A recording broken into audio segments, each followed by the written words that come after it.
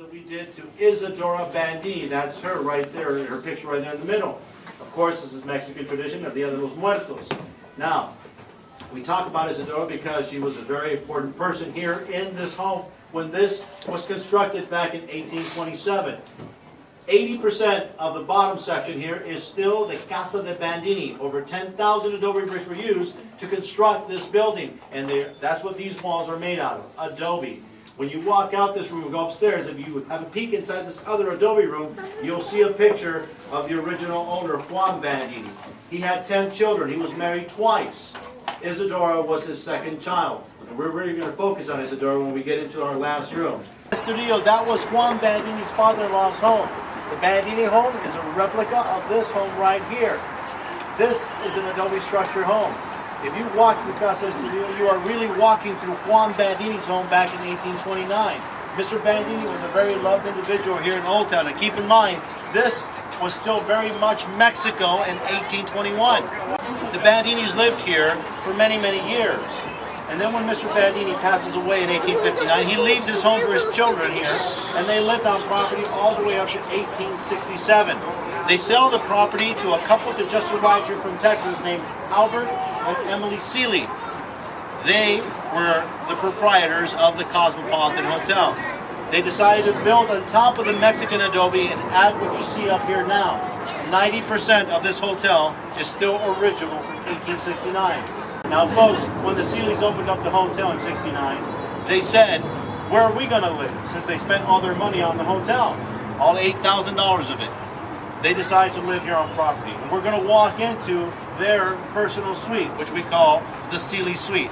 So, now, there's some story with most of our furniture that we have here. And that is that they are all over 100 years old. But in particular, this bed right here. This is over 120 years old. It was constructed back then by a carpenter who lost his little girl to an illness at the age of 12.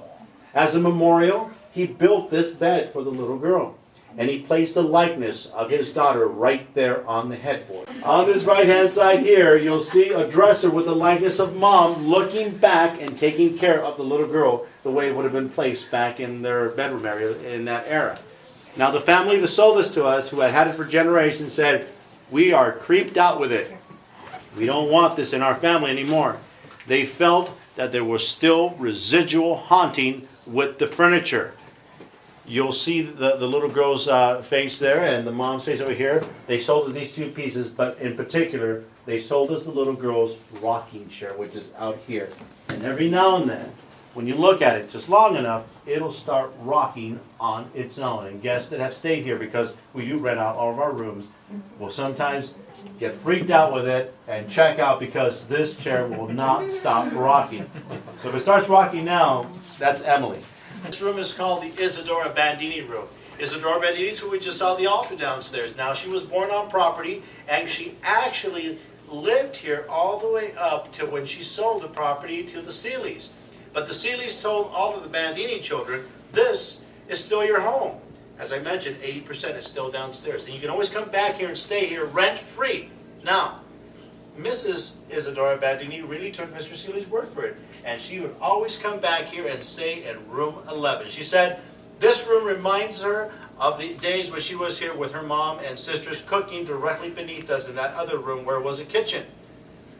But in 1979, this property becomes the Casa de Bandini restaurant. And this room we're in is dry storage. And every time that the owner would send someone into this room to grab sugar or canned goods or uniforms, the employees felt uneasy inside this room. They said this room was oddly shaped. You folks are on a lower section. We're on a higher section. They said that every time they were in here, they felt a presence in here. That this room would be extremely cold when you first walked in here. And I'm not sure if anyone noticed, but it was a little bit cool in here.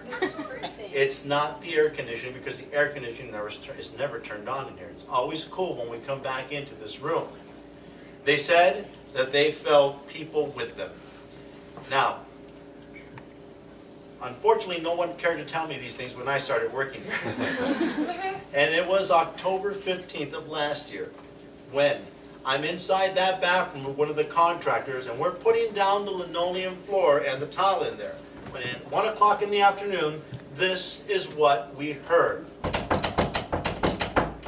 The door do that. I didn't know which door it was, so I tell the contractor, I said, I'll be right back. I'm going to go check this door and see if there's somebody out there. When I checked outside, there was no one there. And when I walked back inside here, I know that this door is permanently sealed back here, and this is the only other functioning door. So I opened it to see what was right behind this door. Oh, so you can come in here and look. This is a closet in the back side of the chimney. There are no vents inside this room or nothing that would have shaken the door. I remember looking at the chandelier thinking there might have been an earthquake. I remember shaking the walls to see if that did it. Nope. So I go back inside and tell the contractor, I said, there's no one at the door. The contractor turned to me and he said, maybe it's the ghost? The minute the contractor said that, the door shook again. And I was running out of here. I went straight downstairs and I tell the owner of the hotel, I said, I think that room up there is haunted. The owner turns to me and he says, well, sure it is. It's the haunted room. You could have told me this because I'm afraid of ghosts. And I vowed that I would never come back into this room unless there was people with me. And I also thought it would be a good idea that when we opened our hotel, we would put journals in every room so people could tell us how they enjoyed their stay, if they liked the restaurant, if they had a good time at the rooms, or so forth and so on. Now, every journal that we have in our rooms here is the original journal from last year. But this room here, this journal here, is the third journal. That is how many stories of paranormal activity people who have stayed in this room in just 1 year have written 3 books worth. What do they write? They write that when they went to Old Town, the zoo or SeaWorld, and they came back, they would see an indentation on the bed of where someone had been sitting there prior. They would see that lace curtain pulled open as it is now. This is a swivel mirror. That mirror is always facing the back, and when we come back in here, it's turned in this direction to the right. And of course they write that they hear footsteps and they hear people in here, and doors are hard to open and so forth and so on. Now please keep in mind, folks, that up to this point in time, I've actually never seen anything other than the door in the back. That's all I've ever seen. So I thought it would be a good idea to contact a paranormal team to come in here and investigate. So we called the Travel Channel and we asked Ghost Adventures to come in here and do a lockdown. The next morning we asked them, what did you find? And they said, nothing for the first hour, because everything they were asking was in English. But the minute they started asking questions in Spanish, they started getting responses. And in this room here, they actually captured an EVP of a female voice saying, who's in this room? And she says, Isadora. They captured an EVP in front of that mirror of someone saying, pray for him. In another room, they captured someone saying Bandini, and downstairs, women laughing. If you ask us now if this room is haunted or this location is haunted, I just dare you to stay in the Isadora room whenever you like. We're going to go downstairs and finish